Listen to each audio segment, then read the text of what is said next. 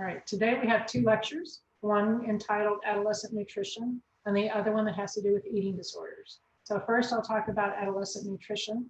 Unlike some of the earlier life stages, there's not as many issues that are a surprise perhaps when you think about adolescent nutrition, because for one thing, you've recently been an adolescent, so you kind of probably remember some of those issues. Okay, so a few of the things included in this lecture is to help you with language. This is one that has to do with sexual maturity rating, and you might, they're called the Tanner stages, and this question is typically asked, what are the Tanner stages? And you might think, well, what does this have to do with nutrition? This is all about sexual maturity and puberty. Well, it does have to do with nutrition because the expected growth of an individual is going to be different if they haven't started puberty yet or they have. And if they haven't started yet, then their calorie intake requirements may be lower. And then if they have reached puberty, then they may be in a growth spurt. And so then you would want to think differently about what kind of calculations do you do to help them figure out what they can consume. So that's the only reason I show you this, is so you know what the Tanner stages are. If you're ever working as a clinical dietitian and this term comes up, then you'll know what it is and then how it's used. So girls, let's talk a little, again, a little bit of this is about language. For girls, the landmarks of puberty occur. There is the peak height velocity, which is the time where she grows the most quickly. Peak height, that makes sense, right? Peak is high, height velocity, when does she shoot up? Okay, and during this time, and it's obviously going to be different based on genetics and nutrition and all kinds of things, but she can grow as much as 3.5 inches per year for a couple of years. So during puberty, she can grow quite a bit. Do y'all remember junior high where you saw the height change of boys and girls during that time, and which group grew faster? Do you remember that? All the girls were taller than the boys. Right, the girls get taller than the boys. Yeah, I would say about fifth grade, a lot of girls are about twice as tall as boys. It's funny. And then 6th, 7th, they don't even look like they're in the same grade. They're so mixed up. It's very true. And I think about this a lot. It's hard, and they're going through all this maturity stuff, right? They're certainly not mature enough for things like sexual activity, but their bodies are becoming reproductive, and it's confusing and difficult, and they get really tall. Okay, so now I have growth stops at age 16. That's not a hard, fast rule. So it's a general rule, because I've had people challenge me on this before, so I've kind of looked at it again, and it seems it's pretty close. Somebody else may grow a little more, but typically once she starts, and it revolves around if she started her menstrual cycle. If she started, then she's not. And here it's got it down here. Menarche is the term for starting the menstrual cycle. The average in the U.S. is a little over 12 years, and after that, she only grows 2 to 3 inches typically. So you have a pretty good idea of adult height when someone enters menarche. Okay, so this occurs about 6 months after the peak height velocity, so she'll be growing a lot, then she'll start her period. So if a girl's been growing a lot, if you've got growth charts and you can see that, or you can talk to the parents about it, then you kind of know where she is. And of course, it all depends on genes and the environment. So there's all kinds of factors that affect menarche. And I'm sorry, I always look for really good visuals for class, but since the uterus is not always everybody's favorite organ, at least once a month, this seems to be an appropriate non-scientific stuffed animal approach to the uterus. Okay, so what happened? How is menarche determined? Like, why does a girl all of a sudden get there? So first, you remember the menstrual cycle. So gonadotropin releasing hormone, that whole system is activated where it stimulates FSH and LH and so on. Several genes are involved here. And also, I think you remember what leptin is. Leptin is a hormone produced by typically white fat cells that affects appetite. So when someone has a lot of fat, high levels of leptin may make you less hungry. That's how it's supposed to work. Anyway, leptin has a role in puberty, but it does not act alone. So one of the things that happens is girls start to put on more fat during this period of time too. So we'll talk about that too, but that's a normal thing. Now, I anticipated this question as well. I gave you an average, average US average for starting the menstrual cycles, a little under 13 years. And then there's something called precocious puberty. And what that means is, by definition, if girls hit puberty before the age of 7 and boys before the age of 9. So imagine having a child hitting puberty at this age. It's got to be hard for everybody in the family. Here's the incidence. It's more common in girls and more common among African American females. So why is this going on?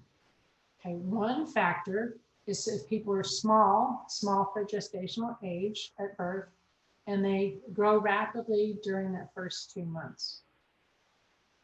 Sometimes, I think people are more careful about it now, but one of the initiatives was to, if a baby is born smaller, try to get them to gain a lot of weight as soon as possible. And actually they need to be eating for their size. So stuffing them to increase body fat may not be ideal.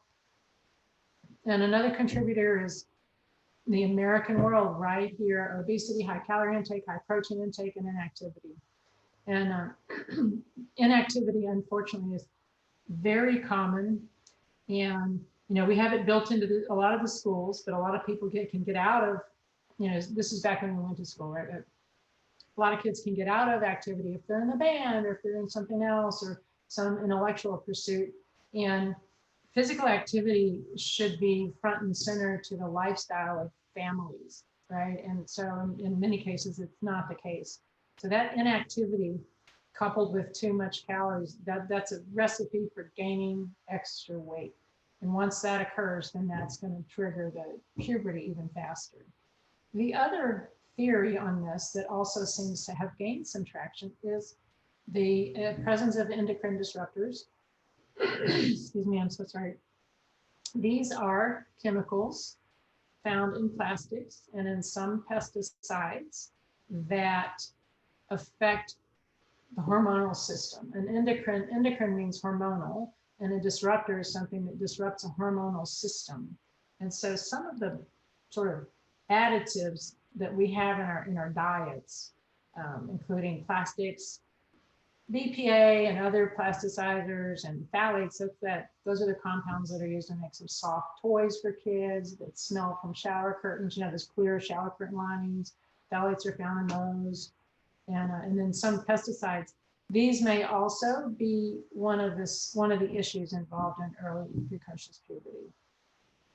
Does anybody? Okay, let's talk about why it matters, and then I'll see if there's any questions about this. So what? So what if somebody hits puberty early? Why does that matter? Well, on the plus side, there may be an increased bone mineral density because the more stress you put on the bones, the more greater the propensity for increase in density. Negative is the higher BMI, which we talked about, which is associated with increased comorbidities.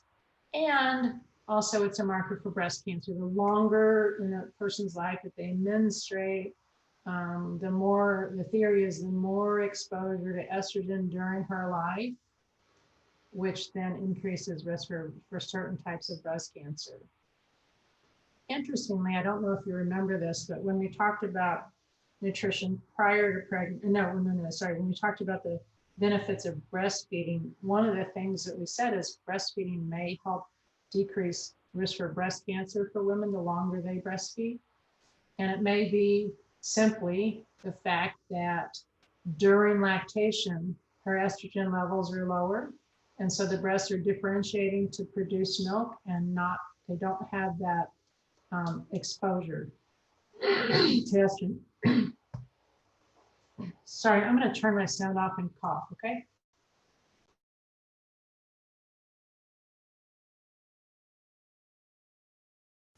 All right. So other issues are, and I know I'm telling you a lot of detail. I'm doing that because I think it's interesting. I'm not going to have you remember, gee, what, pull all this together, but I know a lot of people are interested in what's going on with this stuff. So what's on the slides here is what you need to know. My stories are just to kind of help you remember it, give you something to write down. So marker for breast cancer and also earlier sexual intercourse. Unfortunately, when puberty hits, also the sex drive hits, people notice people, they become more involved, and often the emotional maturity is not remotely there at all and doesn't help anybody. And also ends up with early pregnancies, and then we know how that works out, and stress.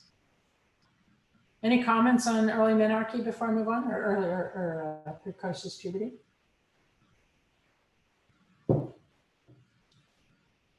Okay. So boys, their growth spurt, and I always tell the story, I can't help it, but the strongest is when they have faint facial hair starting to appear.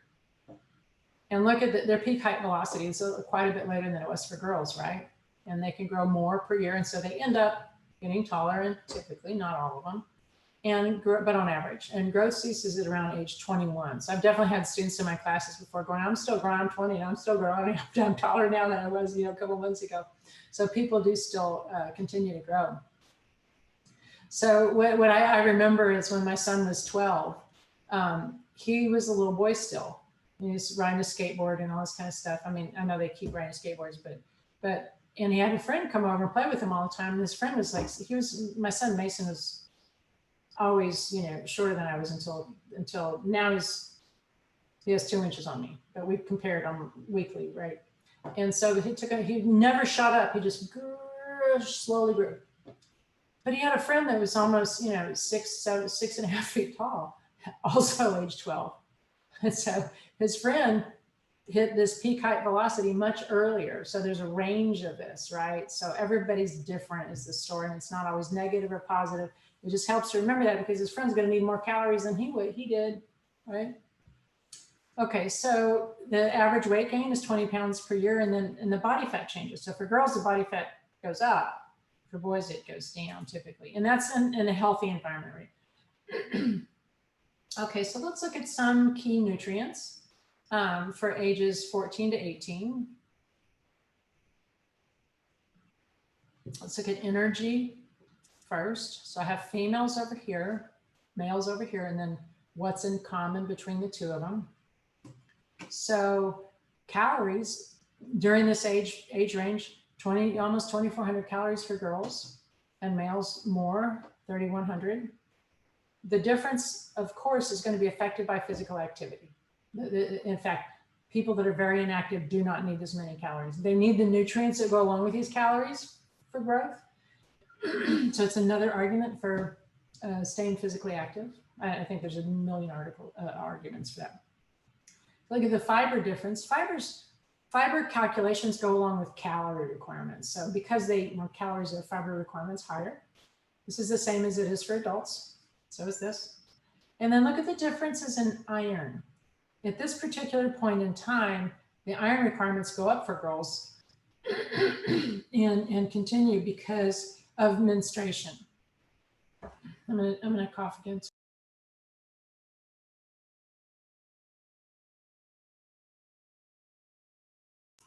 I apologize. All right, so she needs iron because of blood losses. She starts menstruating. He needs iron because he's growing lean tissue. I mean, she is too, but there's a difference, right? And then the zinc requirements you can see here are not real different. So this gives you an idea about just general nutrients. And then both of them, the protein requirements are the same, and calcium and folic acid are the same. And we've talked about folic acid quite a bit, but the requirement for the same is the same for both genders. Now look at my note down here. DRI, the intake for zinc is not always so good. Look at actual calcium intake. We have this high requirement for calcium, and the intake is often really low. This is one of the reasons why you look at meal plans for for kids and adolescents, they always throw in milk. It's because it's easy. There's not a requirement for milk. You don't have to consume milk. You can live your entire life without drinking milk. But it's easy to put on when you're trying to design a diet for somebody and make sure they meet their nutrients. It's really easy to throw a couple cups of milk in there on top of other foods. Okay, also relevant to this age group is bone health. The way to think about bone health is you start building it, basically from as soon as you're mobile. The weight bearing exercise from little kids up on, the more you use your bones and put stress on your bones, the denser they are.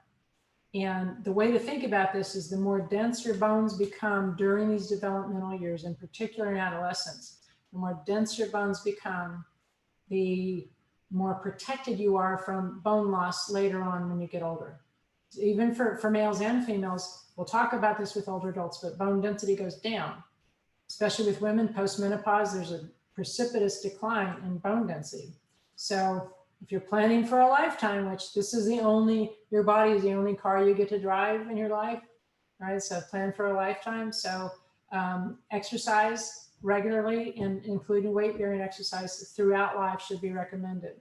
And people are a lot more protected when it comes time to lose that bone mass when they get older. If they start out with a good solid bone mass, then they're not at risk for fractures and all those things that make life so hard for people. And these are the bone accumulating years. And so remember what I said about calcium intake. So that's why I would recommend milk unless there's a problem, and then maybe fortified cereal or something to make sure they get up to their requirement. But other factors that affect risk for osteoporosis later in life, genetics and weight-bearing exercise, as I mentioned, and smoking and alcohol, both of those cause decline in bone density. And look at I'm going to emphasize something here. Look at all the nutrients. This is, of course, not an exhaustive list, but there's a lot of nutrients that are involved in bone density. And, from elementary school and up, you learn about milk, and then you learn your first nutrition classes, and you realize, well, milk is fortified with vitamin D, and it's naturally got calcium, so of course it's a good food. And so we equate bone health with milk. So let me just say that a critical nutrient for actually calcifying bones is vitamin K. Vitamin K is found in your leafy greens. So diets high in plants, for a variety of reasons, a plant-rich diet helps with peak bone mass accumulation. It's not just about drinking your milk and then taking a supplement or something. So having an adequate protein is good too, but I really want to emphasize this. Diets rich in fruits and vegetables are important for bone health. So I do like to ask a question like this on the exams. And since Kristen's here, she can make a note of that to remind me to put that question on the test. Okay. I doubt this is any surprise to you. Let me see if anybody will share. Did any of you have a less than nutritious diet when you were an adolescent? Yes. Let's hear it. Do you mind? No, I don't mind.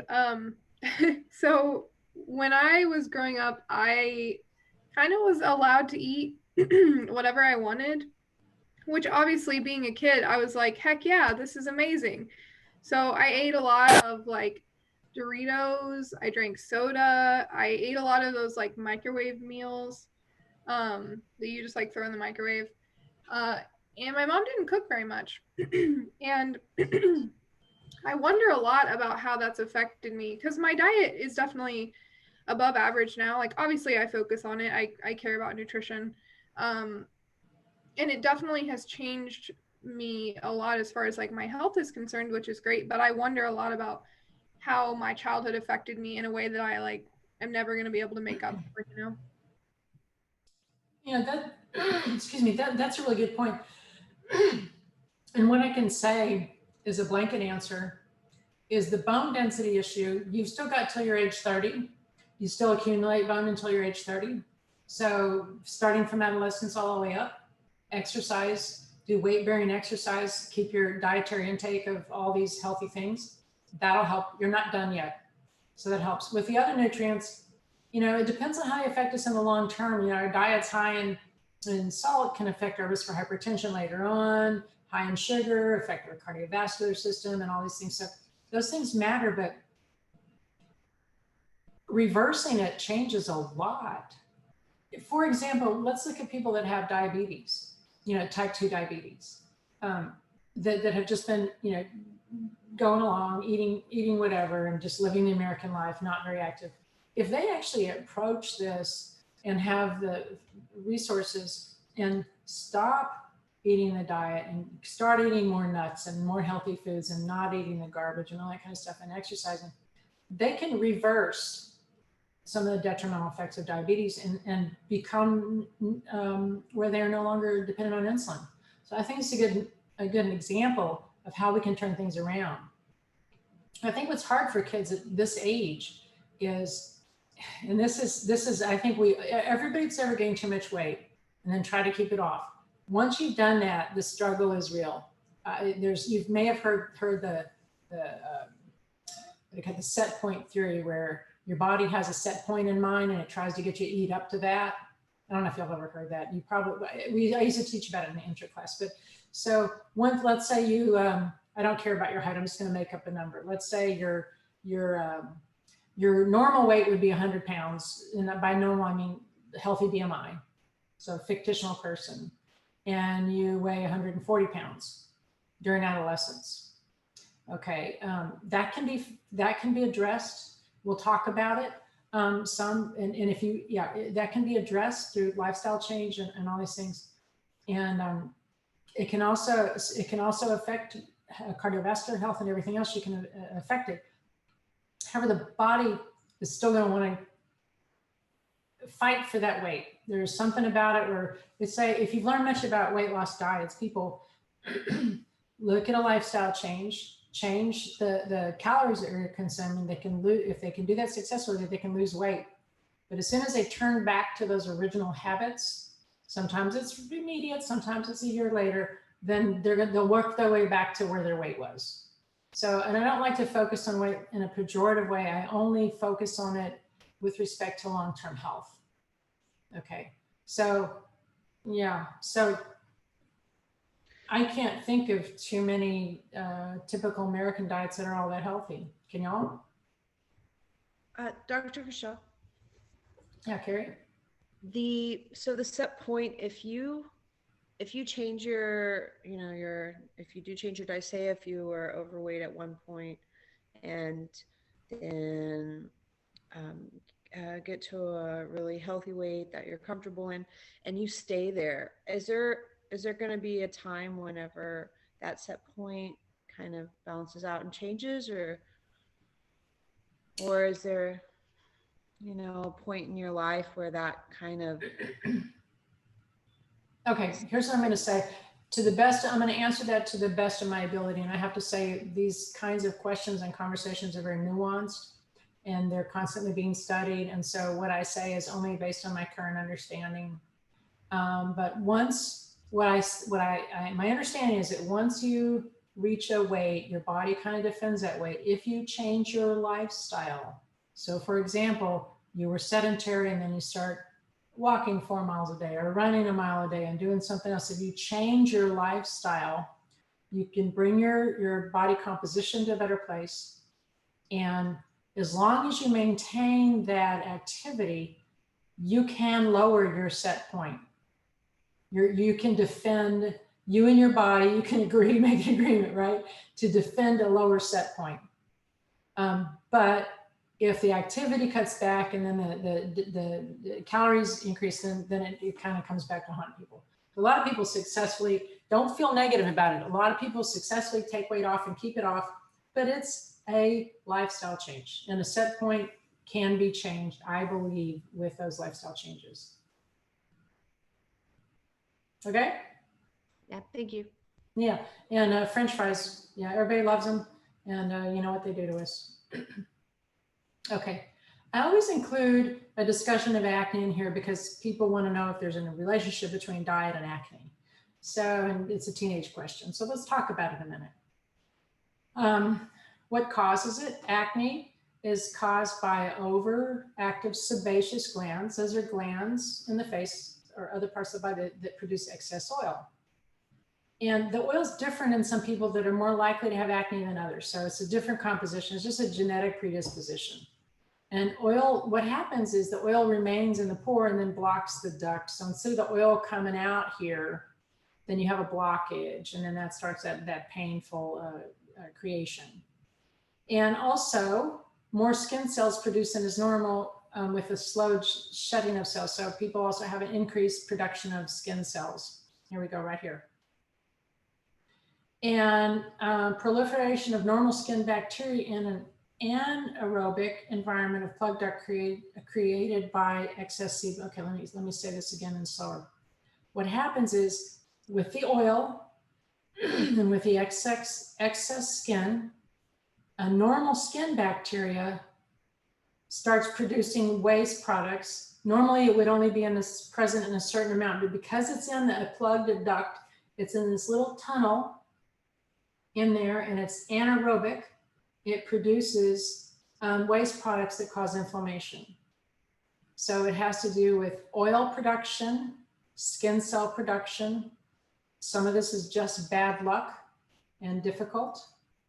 Okay, so these are the guys, of course, in the anaerobic environment. You can think of the little critters however way you want. I think those look a little too happy, but okay, so the reason I bring this up is because people want to know, well, does diet matter? So let's talk about diet. There is and this will help you justify helping adolescents eat a healthier diet. High glycemic load foods result in high insulin levels, and that increases IGF-1. That increases androgen hormones and sebum. This is the oil secretion. What are androgen hormones?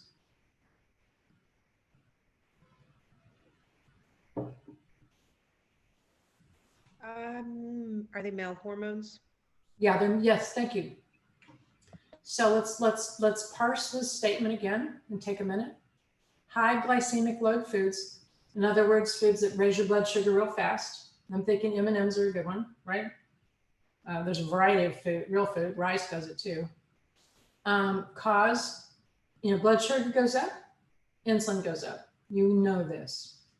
And with that, then there's an increase in this growth factor and also more androgen hormones and sebum, sorry. And there's an association between these hormones and acne. Okay, so what are we saying here? Eating high sugary foods may be part of the problem. And obviously, these are the years of autonomy and you really don't want anybody to tell you what to eat, but reducing the sugar can probably help. So it's fairly strong. So the bottom line here is, well, I have to use high glycemic load. So foods that raise blood sugar can increase risk for acne.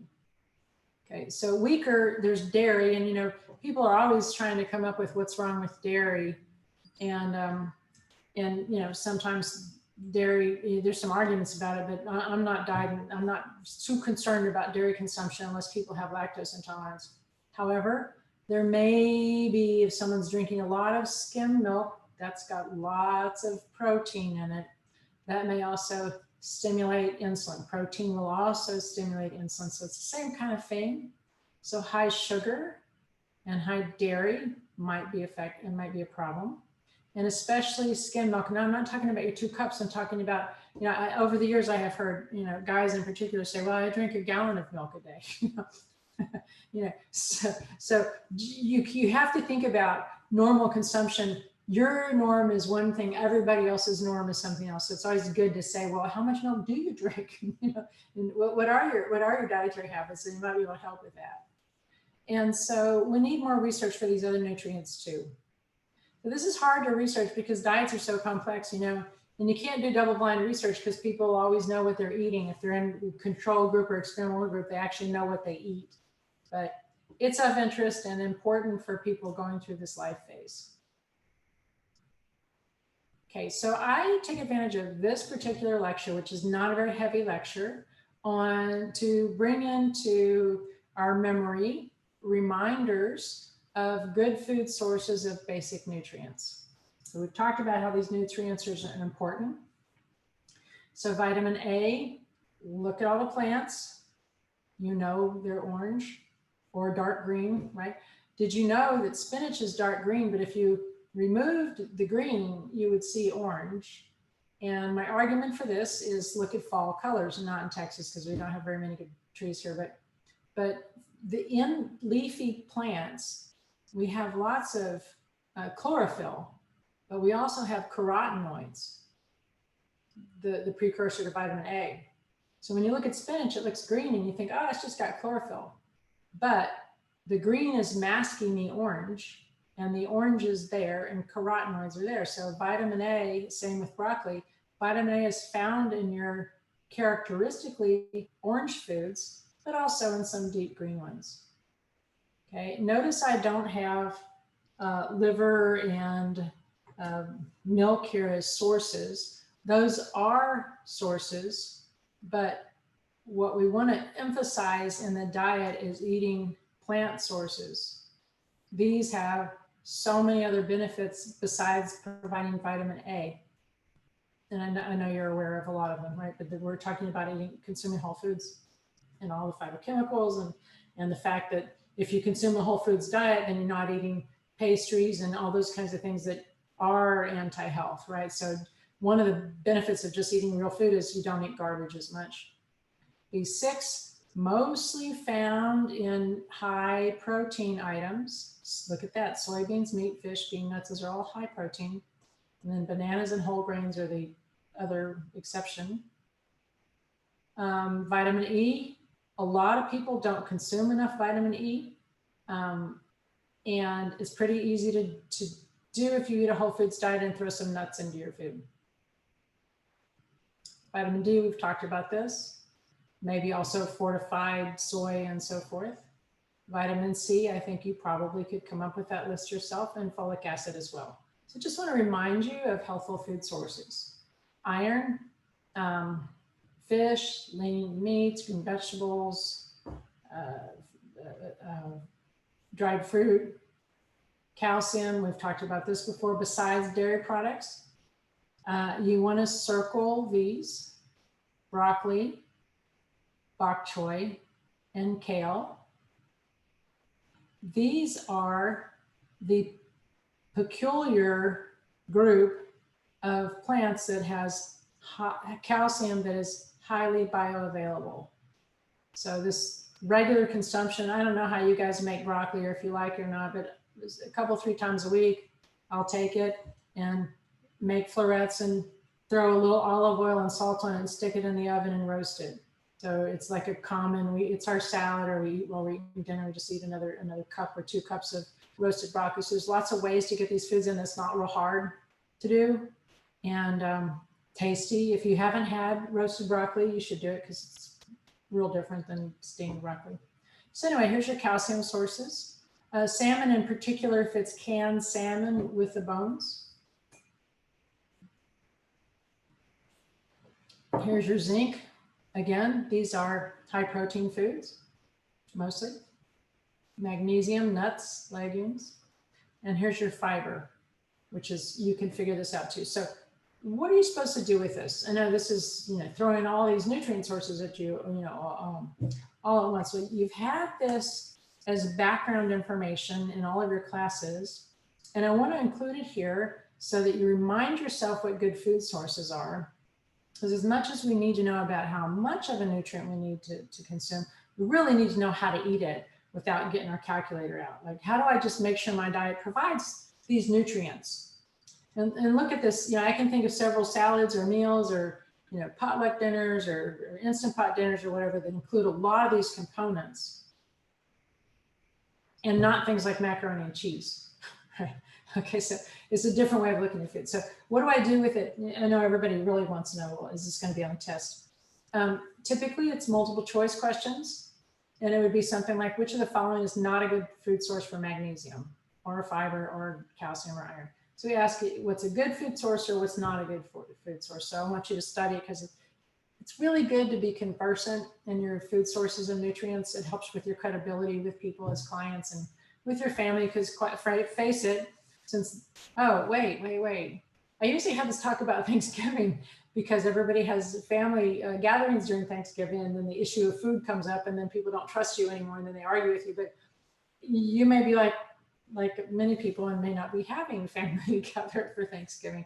Sorry, it's not funny, but hopefully there's a new information about a new vaccine that's come out that's not like 90% effective. Did y'all see that? Stock market went up like crazy today. So we may get out of this mess pretty soon. Maybe not in time for Thanksgiving. So anyway, learn your food sources. It will only help you. There was a question in the comments on the concept of anti-nutrients. For example, the idea that vegetable juice contains a lot of compounds that are toxic or prevent absorption of minerals. Like what? Vegetable juice, like what? I asked the question. I've heard like things like oxalates. Oh, yeah. Okay. So thank you. So there's oxalates that are in spinach and chocolate. And so what they are, anti-nutrients is a thing. And what they are they're compounds in those foods that make it hard to absorb divalent cations like iron and calcium. So if you notice, I just took this slide and I just stopped sharing my screen, but if you look at the food sources of calcium, I have broccoli and bok choy and kale. Those don't have oxalates. Spinach does. So I didn't put spinach on the list here, but thank you for asking that because it makes it more thorough. And you guys, the hardest thing for me is not to be able to draw on the board and spend some time talking about this to make sure everybody's on the same page. So let me slow down and make sure we're all on the same page here. In fact, I'm going to go back to my screen share so you can see this. I won't turn it into, I'll just put it up here. I won't turn it into a slide presentation anymore. And thank you. So here for calcium, we've got dairy, and then again, broccoli, bok choy, and kale, and then some other items. The sardines with bones, almonds are high in calcium, salmon with bones. But these items are not spinach. These are unique green products that are high in calcium that don't have the oxalates in them that interfere with absorption of divalent cations. Does that answer it? So it's interesting is spinach is, I eat a lot of spinach. I consider it a health food. It's high in folic acid. You know, and I hate to distill everything to the nutrient count, but it's also delicious, right? And it's leafy green, it's got carotenoids, but it's just not a good source of calcium. Thank you for asking that question. It's perfect. Anybody else got a question?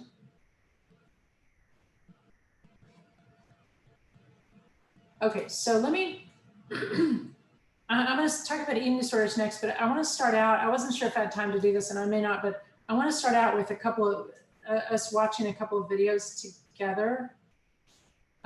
Because, and this is what I've always done in class, it helps us with our framing what's going on. So I'm going to share my screen and see if this works okay to show these videos and we all look at them at the same time. Okay, so this is the adolescent, and I know you've accessed already these two lectures. We've just finished this one. This is the next one, and the study guide's already up. Okay, so here's a couple of videos I like to start out with when we think about eating disorders. These are a bit emotional. Maddie Ziegler here. My new Fabletics collection is cool and versatile, and it has something. Can y'all see this okay? For someone who's a dancer and Yes. works out.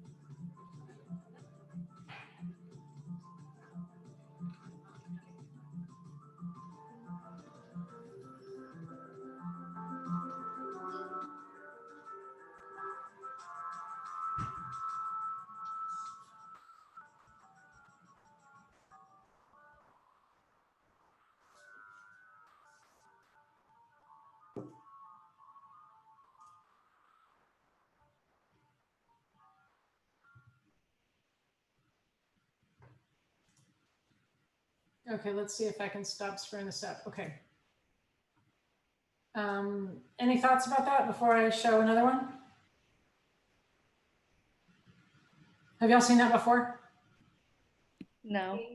I haven't seen it, but I have thoughts on social media and all the filters today. You know, I know people who aren't comfortable sharing pictures without filters. You know, I think that we have a false reality. We live in kind of a false world socially sometimes with Facebook and Instagram and everything. And we feel we can create our perception, how people's perception of us through things like that. And I see that really common that girls are doing that to themselves on a regular basis. And I know I watched some documentary about. Is that me? Hold on. Hold on. Yeah. Sorry, too much. Hello?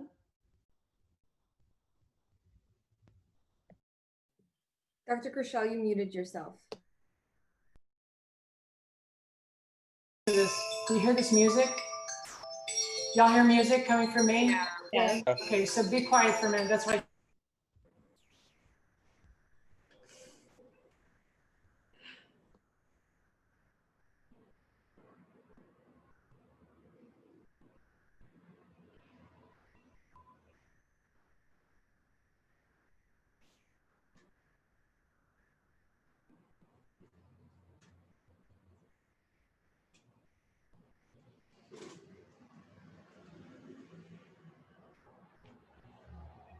Okay, that was scary. That what happened is I think is that the video kept going and I couldn't find the window, and so it was just attacking me. So keep talking, please. I'm rebooting this. Keep talking. Okay, no worries. So I was just saying that, you know, I know that I at one point just completely decided when COVID hit just to completely delete my social media because I found myself on there too much. And you are kind of putting yourself on a, you know, like a, I don't want to say like a movie star, but you're kind of like, well, here, look at me, all these people. And you've never, you know, on a normal day-to-day basis without something like social media, you can't really do that the same. But, you know, with platforms like that, you can put yourself out there in a place for attention and to get, you know, all this, not, you know, not love, but in a sense of what seems like love and from people and vice versa. But just watching that, I see that that's actually probably bigger than it's ever been today, I think. Anybody else? Yeah, well, also, I mean, it's funny that in that video, it's a little outdated because the model wasn't actually tuning herself and photoshopping herself versus now, a lot of the Instagram and social media influencers have those resources as apps, and teenagers and young kids can also just do all of that a professional team had to do. And now they have all of that power, all of those resources for them to do, and they do on a daily basis and share those photos. And people don't really realize that. So they think it's natural, but really everyone, well, not everyone, but a large majority of people who are on, you know, the big screen or the small screen now with their phones are photoshopped and doing that for themselves. Two things. One, if you want to send me a link to have a video like that talks about this concept, I would really like to add that. And I want other people to weigh in because this is such a profound issue. But I think what also plays into it as well from a male's perspective, because like with me, I have a younger sister who's about 5 years younger than me, who, you know, grew up in the era where wearing makeup was just a common thing. It wasn't a thing to enhance anything per se. It was more so you did it because society expected you to do it, and if you didn't do it, then you were not seen as being, you know, professional or being as well put together or what have you. Even though my mother, like the most that she would ever do really was lipstick and eyeliner. She wouldn't go all into the contouring and the whole basically what I would always joke as painting on a different face. Like a lot of people do, like, you know, with again, like actually drawing on new, you know, bone structures and stuff like that. But what even takes it even further now is the fact that technology and you know surgeries and stuff like that have now allowed it to where you literally have people that are obsessed. Like there was My Strange Addiction has episodes of people literally restructuring their entire faces to look like other people, like through surgical means. Like there was this guy that just really wanted to look like he one day was said that, oh, you look a little bit like Justin Bieber, and he literally took it and just had like over 200 plus surgeries to make himself look like that, hair implants in areas where he didn't have them. So I think it also comes down to the narrative too, that it's not just a lot of people like to think that the body image issue and the kind of like the whole how you look is more of a female issue, but I would argue that it's also becoming a male issue too, as it pertains to overall body image and the idea of the mom bod or the dad bod and not wanting that to be reality and all of that. And then even going a step further, with actors and stuff like that, I read an article about what Hugh Jackman did as an actor playing X-Men, or Wolverine, I think it was.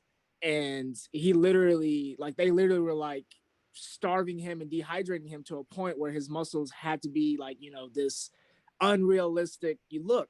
And it would literally be, he would shoot like, a 2-minute section, he would pass out, and then they would be like, okay, he passed out, like give him some water or whatever, give him 5 to 10 minutes, and then we need to shoot it again. And it was literally doing that over and over and over again. So like this idea that, that continues to play into itself because people are playing into it as well, becomes the narrative of what ad people and stuff like that try to play into, because their product usually plays into it as well.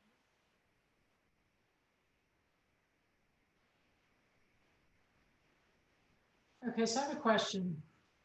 I think we're probably not all that different in that this brings up emotions in all of us, right? Because especially if you're in nutrition, I used to say this to, a few years ago, that a lot of nutrition majors chose nutrition as a major, some of them for caring for health of people, but some of them also like in exercise sports physiology, where the importance of having, perfect is a silly word, but an ideal physique was a driving force, which is fine. That's a fine force in our lives, but a driving force where that supersedes everything else about us is interesting. Does anybody have any? So how would you like it to be? Like if you could change the norm where people feel now that how they look on Instagram or the things, or, even to the classmates, what would you like it to be like? Oh, I would love to speak on this because both sides, I've got both sides. So I did it's been a while, like it was maybe like 2015 or something like that, or 2014. I did a figure show, and I had never had any type of, I was just very normal. I had both of my kids, and I ate what I wanted. I did what I wanted. And it was kind of just a personal challenge of like, oh, I can do that too. I'm going to do that.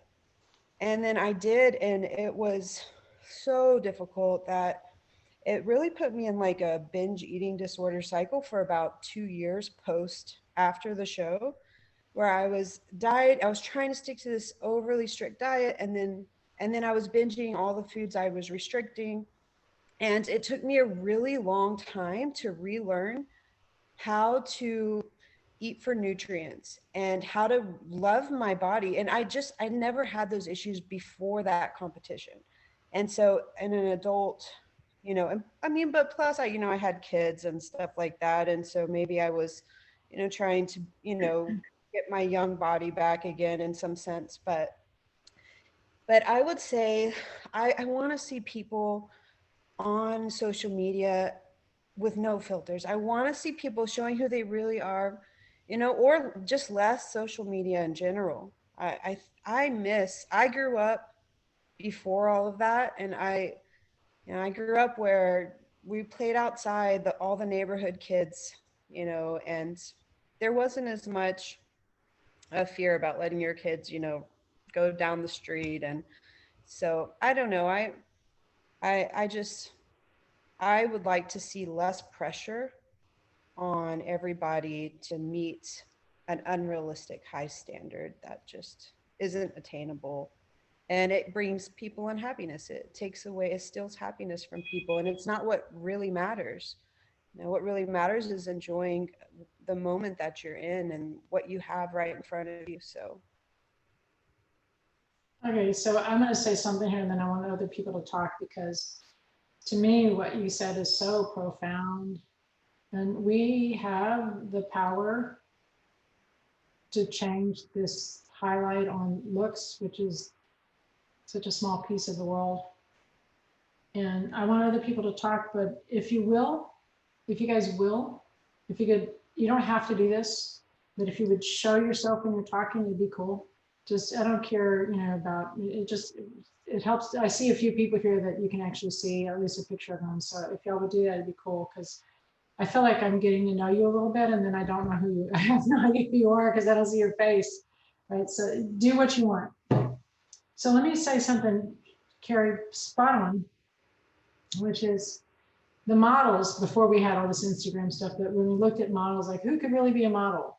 What percentage of the population looked, and what have models been? They've been mostly, not until the past 10 years, mostly tall females, white, blonde, ridiculously thin to the point of emaciation, right? And those have been our models. And if you take that, I'm looking at females right now, if you take that, then 0.4% of the population fits that mold. So when they try to change how you look in these advertisements or something, nobody has those bare bones foundations, because we're humans. We're flesh and blood, we have fat, we have stuff, we're just regular people. And we've turned that physical look into something more important than what kind of person you are. I mean, when you pick your friends, do you pick them for how good they look on Instagram?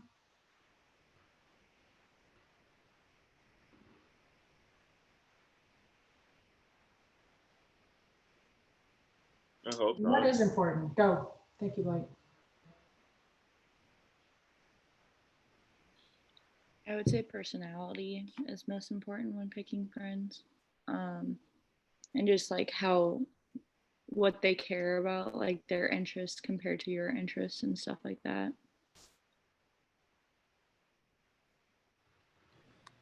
So I would say that there's definitely, at least in my opinion of, finding a partner in a sense, not necessarily friends, but in partners, there is a certain, thing to, the evolutionary process of picking a mate that you feel would best, give the best genes and health overall to your seed.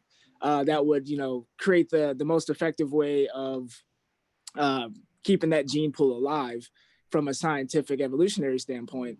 But I think today it's kind of more morphed into I think my choices are limited because I look a certain way, so I should mate with someone that looks kind of similar to me as well, which is why you tend to see a lot more of people that are overweight or obese with people that are also kind of in that weight category. And then we seem to think that it's taboo or weird when someone that seems to be, incredibly fit or healthy or slim or whatever title you want to put on it, if they tend to be with someone that's overweight or obese by someone's, eye check only, you seem to think that that's weird, which I don't believe that should be the case. But from again, looking at it from a passing down genetics and stuff like that, mating and being in relationships, I believe there is a such thing to it, that you want to mate with someone that you believe would be, the best gene pool for carrying on your specific genes. When I hear that, I think about just lifestyle choices. So maybe if people kind of have similar physiques, it's based on similar lifestyle choices, or maybe someone could be really thin and someone could be bigger, but maybe their metabolism is just different, but they actually have a very similar lifestyle. I have some thoughts I want to add, kind of what Shamar was saying, and just some thoughts I had earlier was, we can't underestimate the power of beauty and attractiveness. It plays an important role in society in the way that people are confident about themselves. And when people genuinely don't feel that they look a certain way, they don't like the way that they look, I think it's important that they do things, whatever they need to feel better about that. Some people choose plastic surgery, and some people choose to use filters and things like that. And I try not to be judgmental about those things because, if that helps someone's self-confidence, I think it's good to be mindful about that. But also, I think it's important that transparency is important. So if people are using filters or things like that, that they are honest about it. And I see that more on social media, which gives me hope. If people are, putting a filter that shows that they have a filter on, if people are editing, they show, hey, this is what it really looked like behind the scenes. So I definitely see a movement going forward where people show that they're trying to make themselves look the best that they can via posing or filters, but then they also are lighthearted and they are transparent and they show, hey, this is what I really look like. This is just what I do to make myself look better. And I think that kind of movement gives me hope. And I think I like when I see that more. Yeah, I personally feel like I look better in person than I do in pictures. I am not photogenic at all, so I'm just like, please excuse my filter or my picture. I promise you, I look better and less awkward in person. I'm right there with you, Shamar. I feel the same exact way.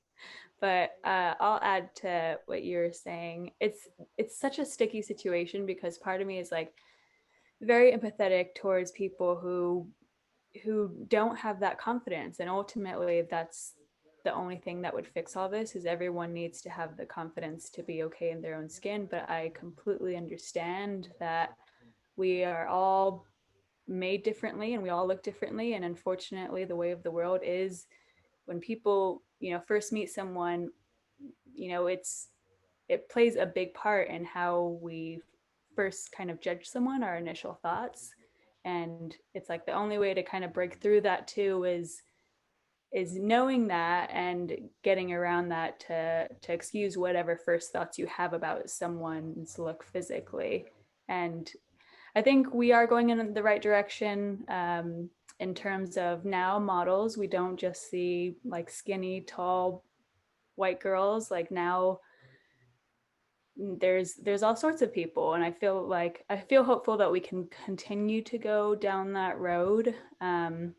It's just hard, like, because there's also like the line of, okay, well, we shouldn't do filters. Like, what about makeup? Like, makeup does it isn't showing our true self. Like, I wear makeup sometimes, and I know that when I wear makeup, I get way more attention. Like, and we do it to feel good about ourselves. But yeah, it's like, where's that line of being transparent?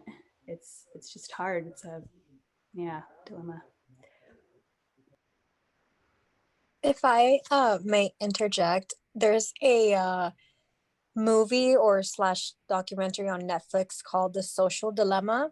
I would advise you all to like watch it. It brings up a very important point about what you were just saying, about how society is moving way too fast. And in that Netflix documentary, it basically says that humans have for example, we evolved in our regions, in our like, you know, in our own like tribes, right? and in our own like people. And we weren't really social with like the rest of the world, right? Of course, I mean, Christopher Columbus like totally like came over here, but what I'm saying is like now with the social media that we have access to the whole world and everyone is watching you. You put up you know, you, if you don't private your stuff on Instagram, people from, I don't know, corners of the world can see your stuff and judge you, you know. And we as humans aren't wired to experience all of that stuff at our fingertips, you know, because before phones even were around, you know, we would just, you know, have friends of what the activities that we do from our daily lives, right? And like now I can sit in my chair and talk to someone that's way, you know, really far, and like I see things and their perception of beauty is different. So I don't know, I just feel like it's really interesting, and I think you guys should watch it because it really touches on how like maybe humans are just not capable of mentally understanding that at our fingertips we are exposed, we are vulnerable, so vulnerable in this social media dilemma. And I don't know, I just think you guys should check it out because it really answers a lot of questions and it opens your eyes. So I want to throw out one thing and then I want to lay back again. So I didn't get to have you guys in person, which will always make me sad. But but every semester when I'd start this class, I would talk about, hey, you're here 10 minutes early. Sometimes some of you, it depends on if you're running from ag or not. Right? So what would happen is everybody would come in and look down at their phone. And it always made me so sad, you know, because I remember, you know, I know I'm old and you think of old story, you know, a lot of people are not very as respectful of old stories, but, you know, I also live in today's world, right? So I've lived through a lot of it. And, but people would come in and look down at their phone and they engage with somebody that's not in the room with them. And they're connected with somebody that's not in the room with them. And they're going through the social media filters. And they're not looking at the person next to them going, hi, how did you get here? I think I had chemistry with you or something. And, you know, we have some constructs to get students together, like the Student Nutrition Organization, which pulls in some people, but I've always felt so sad about that because when we filter all of our relationships through social media, you know, we're missing so much. You know, but no matter what I would say, just so you know, I feel like I get the look of, well, you're old, you don't know what's going on, but I actually think I do. But what people think is, well, I do. But what people want to do is they go, like, this interaction I have on Facebook, Instagram, Pinterest, whatever stuff is me. And so that's all through a filter. No matter what, right? And so you don't have that, you don't get to know that person next to you. And, you know, I'm turning 65 in March. I got my PhD degree in 1990. And the people that I went through, yeah, you're doing the math, right? So the people that I went through school with, we're still great friends. And part of the reason that we're great, like world-class friends, I've had people live in Guam and California and other parts of the world, and we make an effort to see each other because they became part of our pod. And the pod was personal, social interaction. How's school going today? I know what you guys are going through, how's school going today, but you're sitting in your little individual pods right now because of COVID.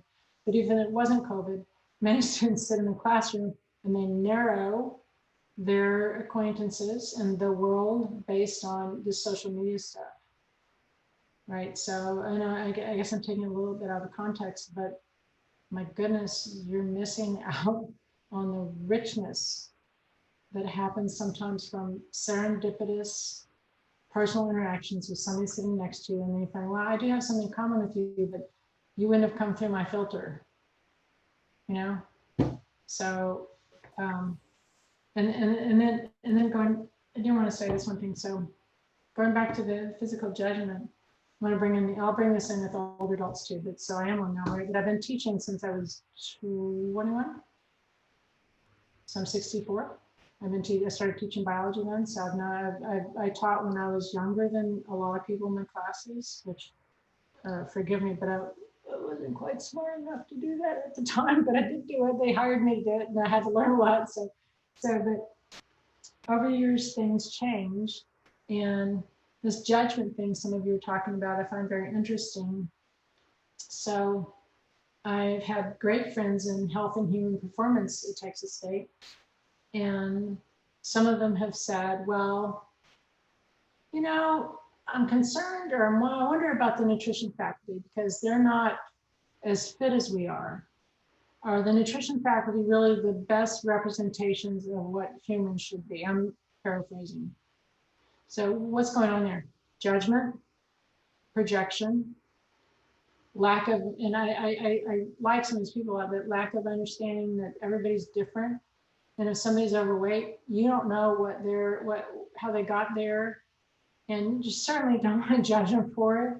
You want to, you know, if you're in a university and you're trying to educate people, let's get away from how somebody looks and how they do they really help students? Do they make a difference? Do they help them learn enough to go forth and be productive in their jobs? You know, and so the judgment doesn't stop when you get older, and you have to fight it. So so from an older person's point of view, I've always been physically active. I became a runner around age 20, and I ran for 30 years, like 4 miles a day. And I wasn't good at it, right? I ran slow miles, like 20, 10-minute miles, right? So I did it. And a lot of it was for health, most of it was for health, but there's always that issue of physical, being careful about that kind of stuff. And not everybody wants to run 4 miles a day. Not everybody, that's not a good thing for everybody. And then when you get older, there's so many things you can't control. Just like when you're younger, you can't control the genes that decide what your body fat distribution is, can you? Can you will yourself with bigger arm muscles or bigger breasts or whatever you think you should be? Can you do that from your will? And so there's so much messed up about this. And think about the things you go through. And dietetics has more students with eating disorders than other majors, but of course they do, because they got into majors. Some people, because we often measure things. Psychology students go into psychology because they want to help figure out what's going on, right? So a lot of people, they follow their passions or their concerns. It's a very normal thing to do. So, but this could be an opportunity to shake off what makes us disordered about it. And, as an older person too, I can't control many things about my body. But I've always worried about, well, if I go in to teach, if I gain weight, my students aren't going to respect me or think I'm living it the right way. And they're going to judge me by how I look. And not that you would be that way, but just the same thing you're talking about, that umbrella of world expectations. So I've always thought, oh man, I gotta work on this. I'm internally motivated anyway, because I love physical activity. I'm motivated by it. But there's two parts of your brain. One part is going, man, I'm tired of being judged. I don't want to be judged. I just want to live my life. And if I get fatter or something, I'm in my 60s. I can do whatever I want. And then the other part's going, yeah, but if you stay thinner, you'll stay healthier. And another part's going, your students, you need a role model. So the complications start around age 6. Girls go on diets because somebody says something to them when they're 6 years old. And it lasts a friggin' lifetime. So do we want to do that? Just a thought. Do we want that to be the most important thing about the people we deal with?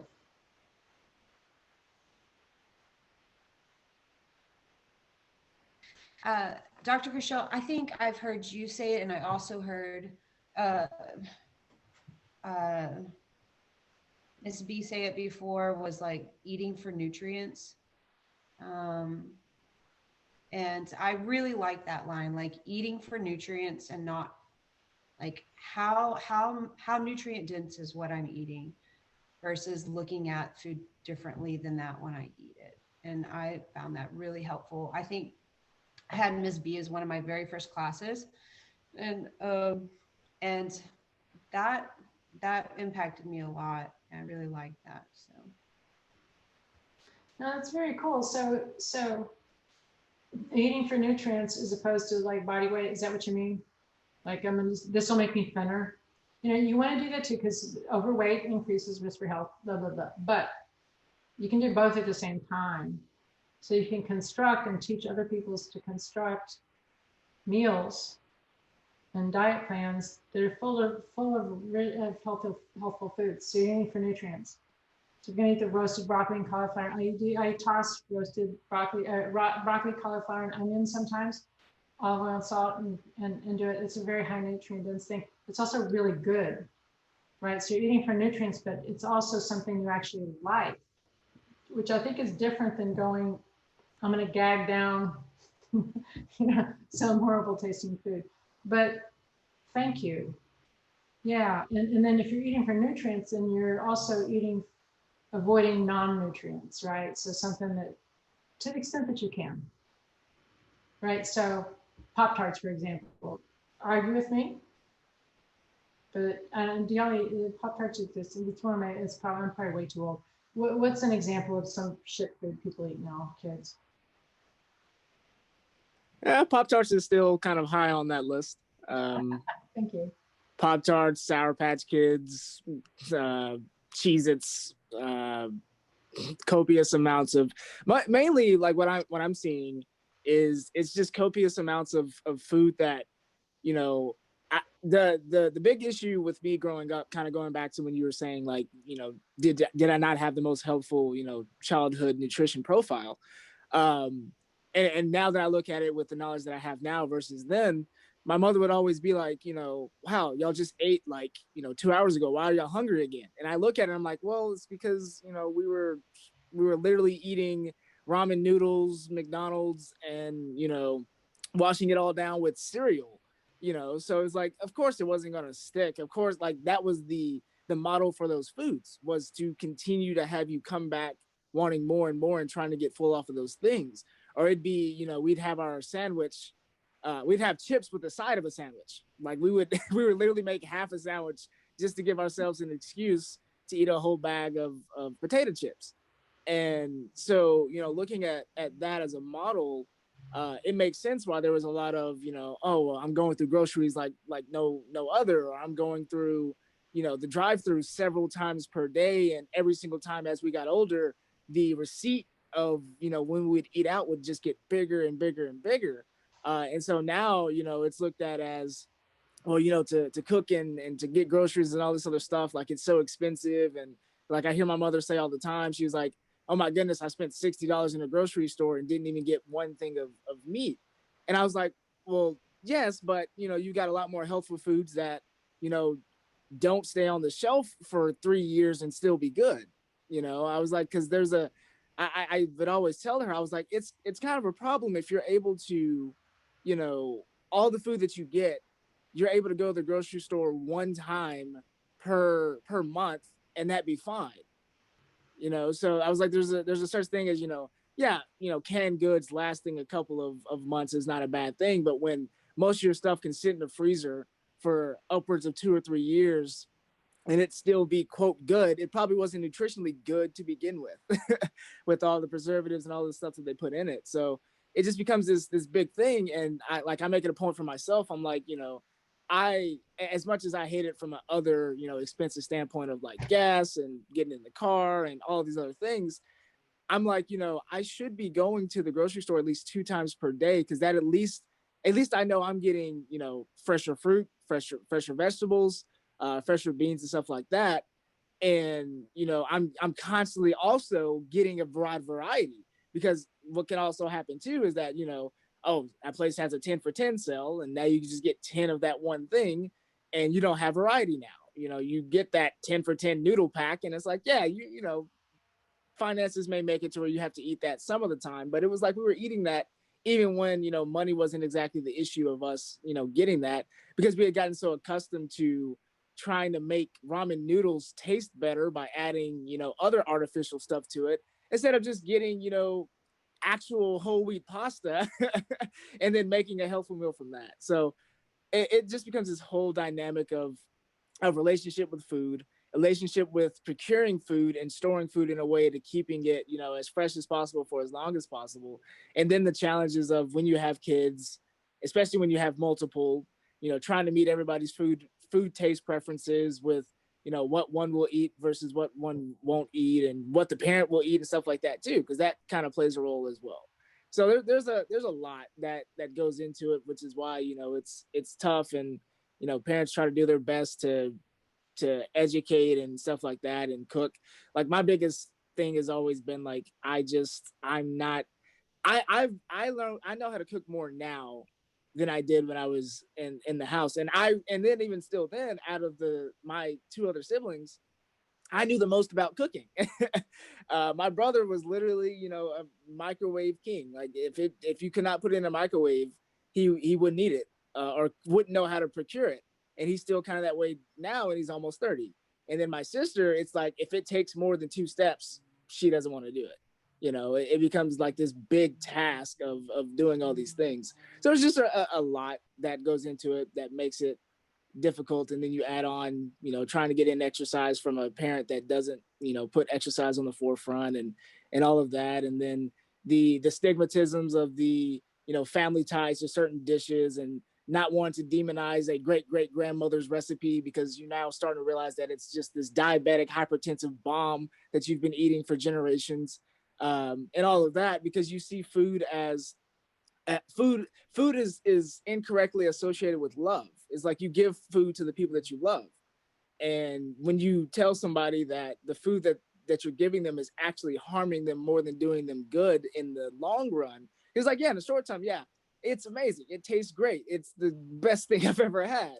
But then when you tell them over the longevity, you're actually doing, you know, more damage than good, it messes with people's psyche, and, you know, and then they start thinking about, you know, truly what it is that they're trying to do. So you're dealing with so much that you have to unpack just from sitting down at a dinner table. And then with me, you know, going vegan, now they're really just like, oh my goodness, like, you know, was it something that I did that turned you to this path? Like, why are you torturing yourself like this and all these other things? And I'm like, I'm not torturing myself. Like, this isn't a, you know, you know, I'm not punishing myself for enjoying what I did as a kid. It was just for me, like what you were saying, and I'll get off my my tangent here. It just came down to me that, like, you know, I grew up, I was probably categorized as being overweight as an adolescent child, and, you know, kids can be cruel and all these things, and then having an older brother that wasn't big, and everyone looking at me like, whoa, what went wrong, and all of that. And then, you know, trying to do self-research because the internet was big part of my generation, so trying to find the correct information, and that not really panning out. I just got tired of hearing false information, and I didn't know where to turn. And then seeing, you know, most of my family members have food related diseases, and them not know the answers, or not having the money to find the answer, or sustain it or anything like that. It came a thing where my mission became, let me get myself healthy first. Let me use myself as the test dummy, so to speak, like live it, and, you know, and everything like that, and then report back to my people, you know, whatever they may be, my community, my people in my neighborhood, or whatever. And then it just led me on this path, you know, of knowledge and wanting to report back. So that's mainly why, you know, I'm here. Is it became even bigger than me, and then I ended up being the very thing that I definitely as a child and teenager would say I would never be, you know, because, you know, like, you hear about, oh, the vegan and vegetarian, oh, I would never do that. That's awful, and there's no way that they're, you know, gonna be fit and all these other things. And then I do it, and now I'm like, wow, like, I can only imagine people and kids in my town that still think that very same way, but have no knowledge of backing it whatsoever other than their parents saying the same thing and kind of, you know, parroting everything that they do and say. And you have amazingly rich comments. Thank you so much. Thank you. Anybody else want to talk? We're over time, but it's hard to let go a little bit today. So, okay, obviously I have to avoid this. So we'll take up with this next time. And so I have a couple of videos I'd like you to watch between now and then. I'll send you an announcement, Crystal, and remind me to watch them. They're not long. They're like the one that I showed you, along the lines of future shock, what people are faced with, and so forth, so we can continue our conversation. And you know what's so rich about this is that our lifestyle and nutrition is intensely personal, but as nutrition professionals, we also are kind of in the spotlight. So Shamar, you talked about that a little bit, right? So that's a different thing. If you're vegan or vegetarian lifestyle, then you're in the spotlight a little bit. And so we can do our best to empathize with other people and try not to foster a lookism culture, right? Where you can be this great person that has a million things going for him, and well, wait a minute, you know, your thighs are too fat or some stupid thing like that. You need to get away from that, right? Get away from that whole social media stuff that makes us so uncomfortable. And then also learn how to be the positive force we can in the lives of people that we love and work with. So, can I say something? Please. So I am the social chair for the Student Nutrition Organization. Oh, cool. And just to like reach out on your comment, like, so we do sometimes hold in-person events. So if you guys do want to like get to know other people, other students, specifically in nutrition, like we try our best to like social distance and everything. So, I mean, that's still out there. So we have an event tomorrow, but like meet other people, other students, especially now, like if you want that in person. Maria, would you send me an email so that I can post this as an announcement Yeah. to make sure nobody misses it? Because I can't imagine that people are hungry for belonging to your group. Yeah. Thank you. I will. Also, how do you join through Zoom? Is there a link somewhere? Did you hear Maria? So it's an in-person event. It's a paint night. We're just doing like Van Gogh's Starry Night. You can join our group meet, and then that has like all the other information and everything. But normally we do have meetings every Tuesday that you can go in person or on Zoom. So a thought here, Maria, you know, obviously I'm speaking out because we're all kind of isolated. So is there a way that y'all could throw in a Zoom too? So people could Zoom in and just kind of see what's going on. Zoom's pretty easy now. Yeah, I definitely can. Like, we can make like a few announcements at the beginning, and then send me something to post for everybody though, if you would. Yeah, for sure I will. Thank you. Fantastic. All right, you guys are wonderful. I'll see you. Go ahead. Oh, sorry, I was just gonna say, I think there's also a Canvas site that we can add students to. So, and I think we just do that through the student number or the A number. I don't know exactly how it's done. It's just the first part of the email. What is that? Oh, mm-hmm. The net.